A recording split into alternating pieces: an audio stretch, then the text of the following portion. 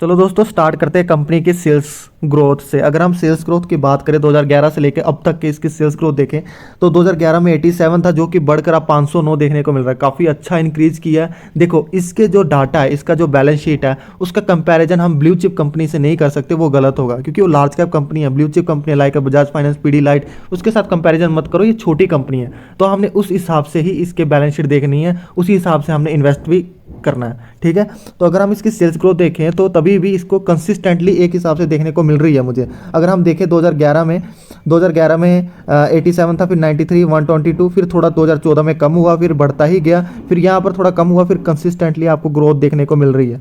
छोटी कंपनी होने के बावजूद भी इनकी जो सेल्स ग्रोथ है कंसिस्टेंट देखने को मिल रही है।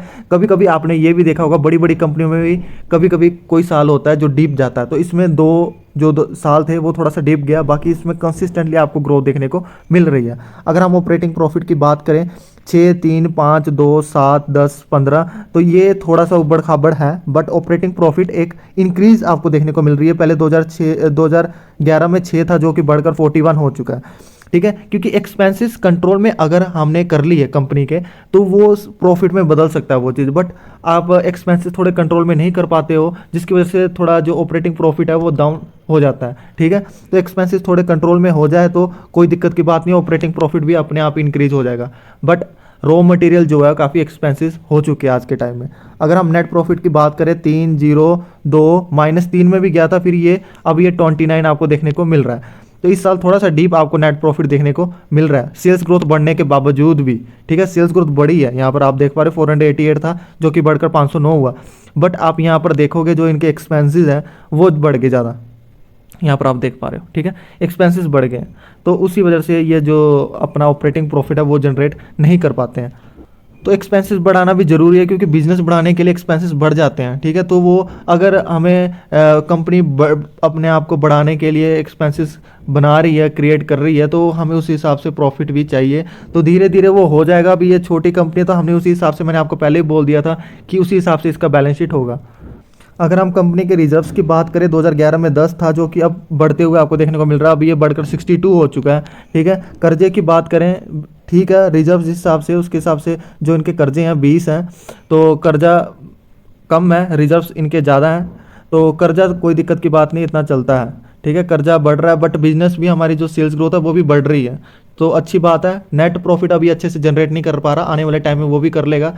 ठीक है, धीरे धीरे होता है सब काम। अगर हम कंपनी की होल्डिंग की बात करें, जो प्रमोटर की होल्डिंग है वो 75 आपको देखने को मिल रही है। एफआई की होल्डिंग देखिए 0.06 है, पब्लिक ने 24.94 की होल्डिंग लेके बैठे हैं। तो जिस कंपनी की बात कर रहा था उस कंपनी का नाम है ब्लैक रोज इंडस्ट्रीज। ये छोटी कंपनी, आपने लिमिटेड अमाउंट लगाना जिस पे आप रिस्क ले सको, और एक बार पैसा लगा के बाद छोड़ देना, भूल जाना। ठीक है, जितना आपका बजट है उसी हिसाब से एक बार पैसा लगाना। ये एसआईपी वाले स्टॉक नहीं है कि आप जैसे लाइक बजाज फाइनेंस में आप एसआईपी मोड में लगाते हो, और भी बहुत ब्लू चिप वाली कंपनी है उसमें एसआईपी मोड पे लगाते हो। ठीक है, एस्ट्रल पाइप हो गए, हैप्पीएस्ट माइंड हो गया, एलटीआई हो गया, टीसीएस हो गया, पीडीलाइट हो गया, बजाज फाइनेंस हो गया, डी मार्ट हो गया, इसमें आप एसआईपी मोड में इन्वेस्ट कर सकते हो। बट जैसे ये छोटी कंपनी, इनमें मैं पहले ही बता देता हूँ, इसमें एसआईपी नहीं करना है, एक बार पैसा लगा दिया फिर भूल जाओ उसको। ठीक है, अगर आप लंबे समय के लिए होल्ड करते हो तो आप अच्छे खासे 5 साल में 726% के रिटर्न कमा लोगे, और मैक्सिमम इसके रिटर्न देखोगे तो आप यहाँ पर देखने को मिल रहा है 24,000% के रिटर्न आपको देखने को मिल रही है। ये कंपनी लिस्ट हुई थी 1997 से। ठीक है, अब तक के इसके रिटर्न आप देख पा रहे हो 24,000% के रिटर्न है। स्टॉक पीई की बात करें आपको 33 देखने को मिल रहा है। इसका जो हाई गया था 52 वीक का ही है 239, अभी आपको मिल रहा है 188 का।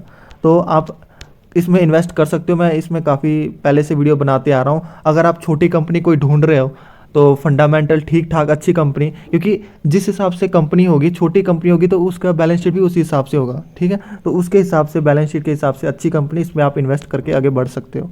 तो अब दूसरी कंपनी की सेल्स ग्रोथ की बात करें 2011 से लेकर अब तक की इसके रिटर्न, हम सेल्स ग्रोथ की देखें तो 12, 18, 18, 16, 20, 20, तो इसकी सेल्स ग्रोथ देखें अब ये 2022 में आपको देखने को मिल रही है 95। तो ऑपरेटिंग प्रॉफिट की बात करें 12 मतलब 3, 5, 4, अब ये बढ़कर आपको 21 देखने को मिल रही है। तो नेट प्रॉफिट की बात करें 011, अब ये बढ़कर 15 देखने को मिल रही है। अगर हम इस कंपनी के रिजर्व्स की बात करें, रिजर्व्स आप देखोगे 2011 से लेकर 2021 तक का, 2022 का डाटा अभी अवेलेबल नहीं है। तो रिजर्व्स की बात करें 36 है, अच्छे खासे रिजर्व्स है, लगातार बढ़ते ही जा रहे हैं। इसका मतलब जो कंपनी है प्रॉफिट जनरेट कर पा रही है, इकट्ठा हो रहा है उनके पास पैसा। तो कर्जे की बात करें 1 है, बिल्कुल ना के बराबर है जिस हिसाब से इनके रिजर्व्स है। लगातार इन्होंने अपना रिजर्व्स जो कर्जा है वो कम करते आ रहे हैं, ठीक है। अब 1 हो गया, पहले 4 था, मतलब बहुत मिनिमम कर्जा बना कर रखा हुआ अपना। तो कंपनी की होल्डिंग की बात करें, प्रमोटर की 72.94 है, पब्लिक की बात करें 27.06 है। अपने चैनल को सब्सक्राइब नहीं किया तो सब्सक्राइब करके जरूर रखें, वीडियो को लाइक करें एंड सपोर्ट करें, शेयर भी करें, बेल आइकन दबा के रखें। Thank you so much. अब मिलते हैं नेक्स्ट वीडियो में।